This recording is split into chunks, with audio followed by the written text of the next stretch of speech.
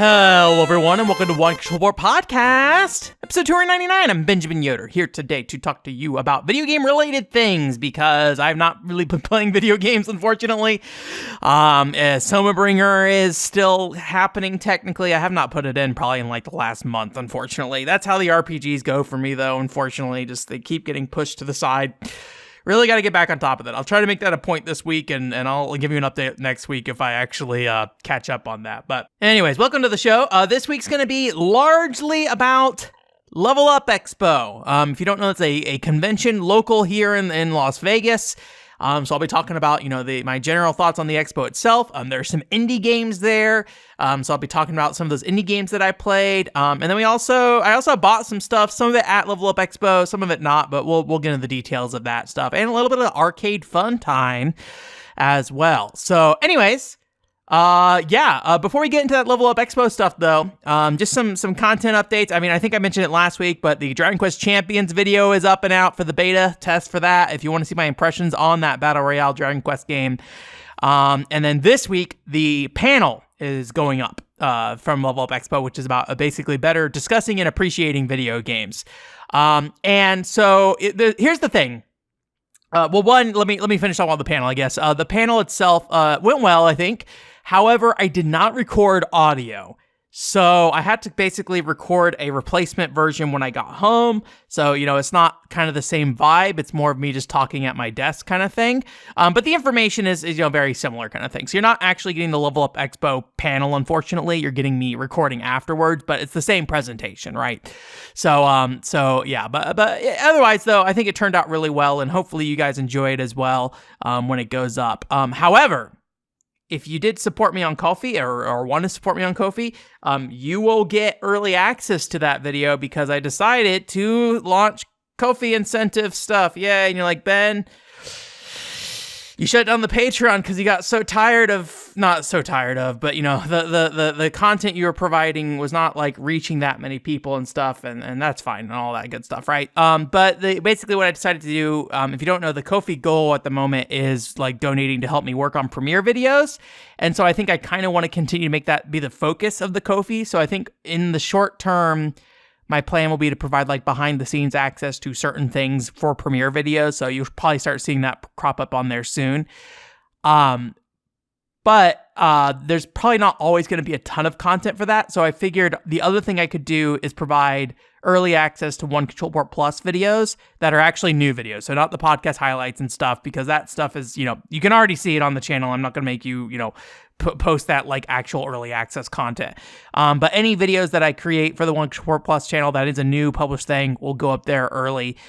So if you want to see stuff early, you can do that. So that is one of the things there. The panel has been up there since Thursday last week. So if you want to check it out, you can. Otherwise, it will go up on Wednesday. I don't know if about a week will be the typical thing, but that seems to be what most people say is like about a week or 24 hours or 48 hours, something like that. But we'll see. It may literally be for me just like whenever the video's done, I'll put it up there so you guys can look at it as soon as it's ready, and then I'll publish it out whenever. Because I honestly move around the videos a lot when it comes to the One Control Board Plus stuff. So that is there if you want to support me and get access to those videos early and possibly get access to some behind the scenes stuff. Probably very likely. I just haven't figured out what exactly, do I post everything in its entirety or just like give a little snippets and screenshots and stuff like that? I don't really know. I got to figure that out. But again, if you have any thoughts on that stuff and like what you would want to see through like a supporters network kind of thing, let me know. I don't get any feedback on any of that stuff. So it is a lot of shots in the dark,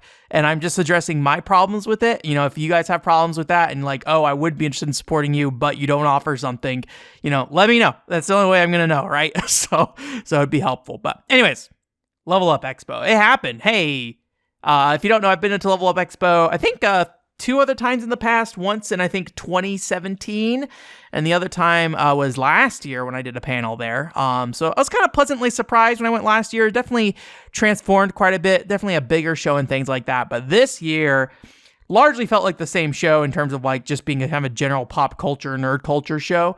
And scale wise, it was bigger, but like not that much bigger.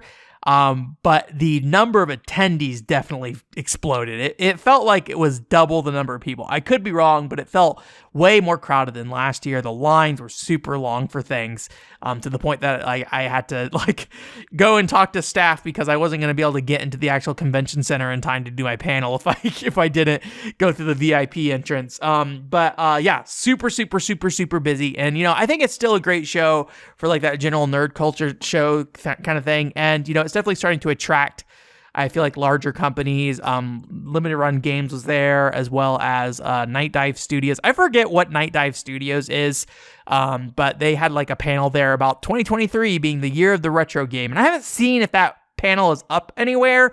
I didn't go to it. I thought about going to it initially because I thought it was like somebody locally who was doing it, but when I saw it was like two publishers doing it, I was like, I don't know, maybe I am somewhat interested, but like I feel like it's kind of like an adver panel kind of thing. I think Night Dive Studios might be involved in like old game porting stuff, but I don't know for sure, so don't quote me on that.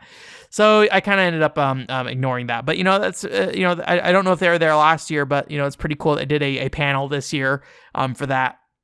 But in general, I think it is still very heavily anime focused. If you're going to Artist Alley, it's going to be a lot of, anime properties, Chainsaw Man, and then the games that are most popular among people who really like anime, things like Genshin Impact and things like that, right? That's kind of the focus. And if you go to the booths where they're selling stuff, that's definitely the focus in terms of anime figures and all that stuff, right? That's the stuff I'm not super interested in. Tournaments are a big thing, though, it feels like, which maybe isn't too surprising given Evo here and being in Las Vegas. So there's kind of like a gaming tournament, fighting game tournament culture here. Although I think they were playing, what were they playing? They're playing some 64 game. I'm trying to remember off the top of my head what it was. I think last year was Pokemon Stadium. This year it was Mario Tennis on the 64. So I don't know how what level those tournaments are happening at. It sounds like the fighting game tournaments had some recognizable names based off my friends and what they're saying. I don't know anyone in that scene, so I was just like, okay. But regarding the Mario Tennis stuff, I have no idea if that's just like a casual tournament or what. But they closed out all that tournament stuff a couple days beforehand, at least, because I went to go see if the registration was still open a few days ahead of time, and it was not. And the website didn't update much at all. Like I'm usually used to. Yeah, look, conventions, they're slow at updating their like website details whenever their convention goes live, right? But Level Up Expo, it felt like it was just stuck in that pre-convention phase. So you have to download their app, and I didn't really use their app much. I just wanted to see basically the schedule of the panel. So that's one thing I probably would prefer, is just like a printout or a page that I could look at that had the panel info on there rather than downloading some app. But that's how it is. So I think, though, like the fact that it is getting so big and the type of way it's getting big, I kind of feel like it probably will never be kind of the gaming convention I want it to be. I mean, I've talked to some friends about this before with some of the larger conventions in other areas, and, they seem to kind of, once they start like becoming that kind of general purpose nerd culture convention, I think they kind of homogenize into something that is like fun to go to, but I feel like you can kind of get anywhere in a lot of ways. So like Level Up Expo does not feel particularly special to me, compared to other conventions, I think. I don't really know what you would want out of it. I guess to me, like when I think of local conventions, I'm thinking local gaming community and stuff like that, right? And I just don't get that vibe from Level Up Expo. So personally, at least, but that's not necessarily a bad thing, right? They when they get bigger, they draw in bigger guests and things like that too. So, although I feel like voice actors still are kind of like the main guests they kind of advertise here. Maybe it's just too hard to get anybody in the anime industry that is not a voice actor, I guess. That's one thing I never really thought about. And they kind of like run the line between anime and video games, being both video game character voice actors, things like that. I think like Sonic the Hedgehog's voice actor was there or something. There's a huge line for him. So anyways, but yeah, overall, I think it was like a decent show. Very busy. But it is one of those things that like, other than going there for the panel, I feel like I'm kind of running out of reasons to want to go to Level Up Expo. I would love to see what they do next year, but I kind of feel like it's going to be more of this in a lot of ways. So I don't know. More easily accessible panel lineup would also be very nice because yeah, like I might actually want to look at that panel list before I actually decide if I go next year. But I'll probably submit a panel next year. We'll see. We'll see where I'm at with that stuff. Because I think to some extent, the fact that this event is like so very likely never going to be gaming focused, despite it being called Level Up Expo, I think somewhat makes me question the purpose of me doing panels at those shows, especially since it kind of feels like I'm the only one. Although there was like a video game composition panel that I didn't go to, unfortunately, but I don't know. Maybe, I don't know. I mean, I like doing the panels. That is the first important part, but I do kind of question.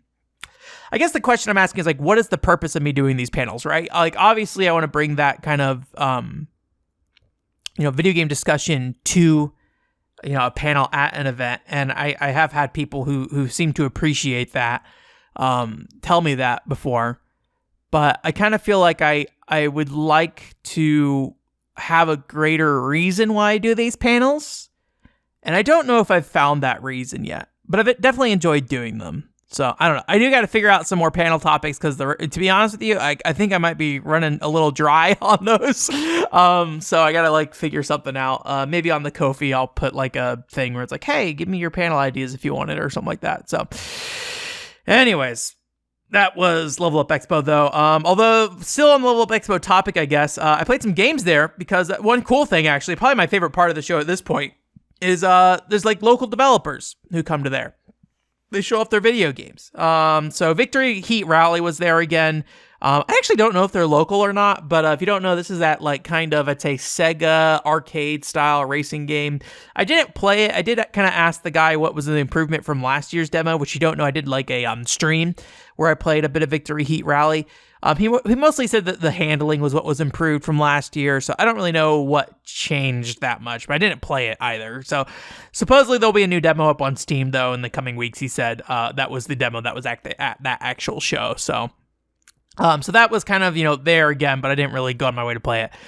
So the two games that really I spent probably the most time with and talked to the developers most on was a game called Delivery Issues.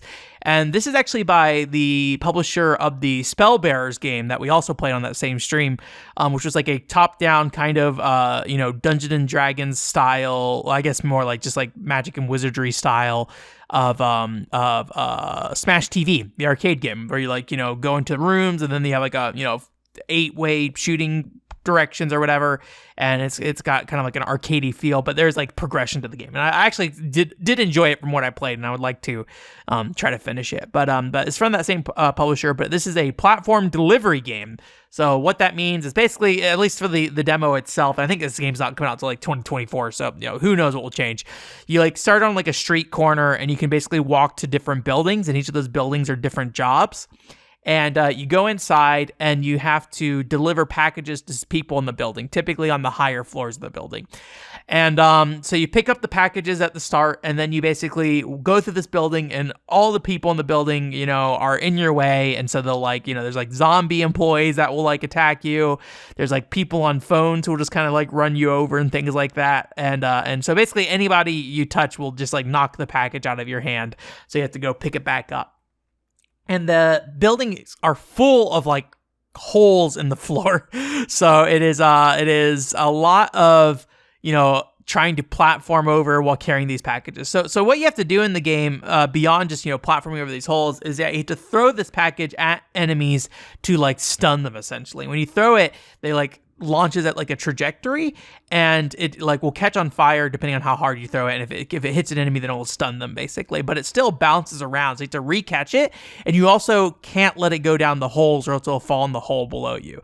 At this point in the game's development, that was a very hard task to do, and I really struggled to finish any stages. I don't know if I finished any stages, actually. It was really challenging, actually, but the concept seemed pretty cool. And you can definitely tell that they got like a pretty decent idea there. I don't know how you diversify the levels later on, though, I will say, with how the buildings are currently structured. But, if they open it up a bit more so it doesn't feel like you're just running through hallways nonstop, I think that could be a cool game in a lot of ways. So I'm looking forward to see what it turns out to be. But, given it's not until 2024, chances are if I go back to Level Up Expo next year, it will also be there and with a whole another year of work behind it, hopefully. So actually, that publisher was at Sin City Anime as well. So there's a chance I might see them there later this year. I think it's more likely I'd go to Sin City Anime again than I would go to Level Up Expo again. I feel like Sin City Anime just feels a little bit more the scale I'm looking for at this point. But Level Up Expo, you definitely get like a larger audience, which is the nice thing, which maybe is part of why I'm like, oh, maybe I should have like a reason why I'm doing these panels and like actual ways I can, leverage that in some way. So anyways, all that has nothing to do with delivery issues. So, but yeah, it was a pretty neat game, and the publisher seemed, or the developer seemed pretty cool. The other game that was there was Indigo Garden, and this is a interesting kind of Valkyrie profile dating sim game. So this, I will say, looked very early on. Basically, the demo was like 3 rooms. One was like a bonus room you could walk in and just kind of look at it. The first room was kind of a NPC introduction room where basically you could kind of like have these little tiny dialogue trees with the various NPCs in the game. And then there's like a combat room, which kind of like gave you a proof of concept of combat, basically. And so I have never played Valkyrie Profile, but like to my understanding what Valkyrie Profile is, it basically is a game where you have like 4 party members or some number of them, and they're mapped to like face buttons on the controller. And when you press those buttons, it basically makes the characters attack. And I don't know if there's like a cooldown time or what. In this demo, not really much of anything was really implemented. You just kind of like press the buttons rapidly to kill the enemies, basically. But I think in the actual Valkyrie Profile, there's like timing elements to the attacks. I think there's also like certain characters like applying certain effects ahead of time. So like you want to hit enemies with certain orders based off the characters you're using. I don't know for sure. That's my personal guess of what Valkyrie Profile is based off what very little I know about that game. So that was kind of there, but they also had like a Paper Mario defense system where if you press the button, you would defend against attacks coming in. So again, super early on, but it has a nice style to it. They have like when the characters talk, they kind of like warp and like jump up and down kind of thing in a very like, in some ways feeling like Final Fantasy Super Nintendo kind of way. Despite being very different because it's not like the character sprites were warping. It's just like the characters feel very like hopping around, like show their expressions, but they're really just kind of talking actually. I liked that, but apparently that's just like a temporary thing while they get everything put together kind of thing. So I did kind of know somebody who was on that development team. I had briefly talked to them at Sin City Anime Expo, but didn't have like a ton of deep conversation with them. So this is the first time I really sat down and had a conversation with them. So it seemed pretty cool. I don't know when they're planning, but again, at least what they had at the show seemed very early on. It sounds like they kind of started before 2020, and then with the pandemic and everything kind of shut things down, and so they ended up not doing any further work on it and are now just kind of picking it back up. So but yeah, I really appreciate local developers showing up there, and I think that's kind of cool to see that kind of stuff. So those are kind of the big ones. I think there's like 2 other smaller developers there, 3. I didn't go look at them because they're more like adventure games, and I kind of find with adventure games at conventions, I don't really know what questions to ask. It's just kind of looking at it and being like, oh yeah, text. Like, I don't know. That's not anything to be Debbie Downer about, I guess. But like, I guess for me personally, I mean, I have the same problem with like playing visual novels and things like that and having them attract me, is that like I have a hard time figuring out like what the hooks are. Because a lot of times, they kind of all look very similar. So most of the hooks are story hooks, right? Buddy Mission Bond was a very clear exception, given that has like a very visual, I guess you could say, or very clearly different aspect with like the infiltration sequences and things like that. But most adventure games and things like that, I kind of look at and go like, I don't really know what to say about this other than look at it and be like, oh, neat. There's also like an escape room kind of game as well. I kind of looked at somebody over the shoulder, but there's a lot of people at the booth, so I just decided not to kind of engage with it. So I don't know how many people are local and like in terms of all those developers. I know the Spellbearer publishers are local here in California. I think they're split up between those 2 areas, and then the Indigo Garden people, I believe, are all here in Vegas. I could be wrong about that, but And that was pretty much it for video game stuff I played at the convention. Let's take a moment. Take a break from Level Up Expo. Jillian's Corner. We're here for Jillian's question. The question of the week from Jillian. Jillian asked the question, what's the most challenging games you've beaten? And there's 3 games that always kind of stand out to me. One is Castlevania 3 for the NES. If you don't know, the US version of Castlevania 3 is harder than the Japanese version. And I bought it on Virtual Console, and that's where I played through it. And if Virtual Console has like a soft save state kind of thing, but it's not like the save state where you can kind of, try to cheese a game by like saving a bunch to roll back time. Really, the Virtual Console save state is you can stop where you're playing and then come back however long later, and it'll bring up that exact same state basically. And so it's not like something where you can make a save state then roll back to it. So that game, other than the fact that I broke it up among like multiple sessions, I pretty much played through as is, and it was really hard. And the last boss was particularly hard because the Virtual Console version of that game has problems with how Dracula shoots his fire, and it actually is a pain because the fire just starts to spawn randomly on screen and has no rhyme or reason to where it appears, basically. So it's harder than it should be at the end there. But I was very, very happy I got through that. I remember having like very heated feelings about that game towards the end of it. Another one actually around the same time was Soldier Blade. I got those games kind of back to back and played them kind of very close to each other. Soldier Blade's like the only top-down shooter I've really played that was like not just like a Dojin one. And that was a pretty challenging game too. Same deal there. I just kind of used the Wii menu as the save state, so I could continue to play from where I left off, kind of thing. But yeah, that was also a really challenging game, and like the final modes of that game are like burned in my mind with the there's like this really cool scene where I think it's like a planet that like, I say burned in my mind and say, I think it's, but it's like a planet that like raises up in the background, and there's just like this little sound that's like burp, burp, burp, burp, burp, burp, burp, burp, burp, burp, burp, that keeps going up as this planet kind of comes over the horizon. And then the boss shows up and he just goes, "I'll kill you." And then the last song in that game is pretty dang good. And then every once in a while he'll pull out his gun again and say, "I'll kill you," and then shoot you, kind of thing. So it's a really interesting scene. And like, I wonder if that would have been as memorable if I didn't like spend hours and hours and hours grinding that final stage, kind of thing. And the last thing was Odin Sphere, although at the end of the day, I don't think it was actually as hard as I made it to be. That game I found was like pretty dang tough to get through, and it was also a very long game. And I think a lot of it comes from my inexperience with playing those kind of games at the time, like doing RPG style things and like building characters and things like that. I don't remember Odin Sphere systems very well, I'll be honest with you. So maybe there wasn't as like intense of a RPG underlying system in that game. I can't remember, but I had a lot of trouble getting through it, and kind of come to find out later that like napalm is just incredibly broken in that game. So if you ever need to get through the original Odin Sphere on PS2, at least just spam napalm on most bosses, and it will be pretty quick to get through. But I had a lot of trouble getting through that. And I haven't beaten this game, but it's a game that I do want to play that I hear is very hard, and that's Natural Doctrine, I believe on PS3, Vita, and maybe there's a PS4 version, I don't remember for sure, but it's like a strategy RPG that I heard is very, very difficult, and the game always looks really appealing to me. I don't know if I'll ever play it, but I would like to play it. I ended up getting Lost Dimensions instead. I think I had a choice between those two games at one point, and I went with Lost Dimensions, and I really enjoyed Lost Dimensions, though, so that was fun. So yeah. That is it. Thank you again, Jillian, for your question. I appreciate it. Getting back to stuff I bought at Level Up Expo. Well, actually, not all this. Only some things I hear bought at Level Up Expo. Then there's some other stuff also bought.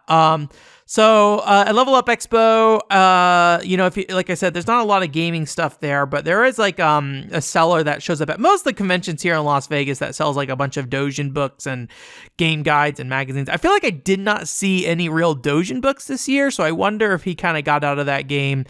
I heard that like a local like at Sin City Anime, there might have been some problems with Dojin books being sold that featured underage looking characters. So I wonder if that has kind of spooked everybody away from that here locally. I could be wrong. I don't know. That was just the word I heard on the street, kind of thing. But there are 2 books. Well, actually, there's a bunch of books in there that I took notice of. There's like 2 or 3 First Kiss story books in there. But the stuff that was in there is largely stuff I have already access to. If you don't know, I have like a First Kiss story album book. There's a lot of neat stuff in there. And then also the First Kiss story desktop accessories discs also have a variety of scans of things as well. So when I looked at those books, at least immediately, I did not see a lot of it looked more like art books kind of thing, and it did not seem like there's a lot of unique art in there per se.